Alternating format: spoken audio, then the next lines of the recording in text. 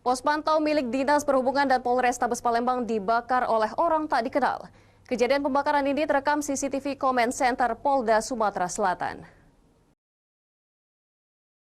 Terlihat dari rekaman CCTV, ada seseorang mendekati pos pantau di perempatan lampu merah Jalan Nurdin Panji, Sako Palembang, sekitar pukul 4 subuh 31 Mei lalu.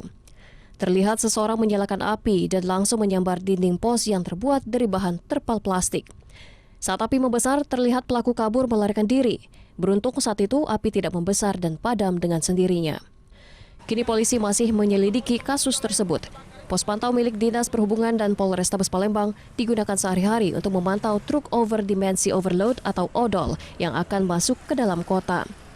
Tidak ada korban jiwa dalam kejadian ini, namun dinding pos tenda yang didirikan sementara rusak akibat terbakar.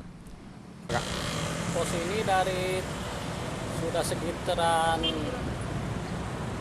kurang lebih 2 minggu lah. 2 minggu. Fungsinya untuk apa, Kang? Fungsi untuk pemantauan gajah-gajah yang masuk kota. Belum diketahui motif maupun pelaku dari pembakaran pos pantau tersebut.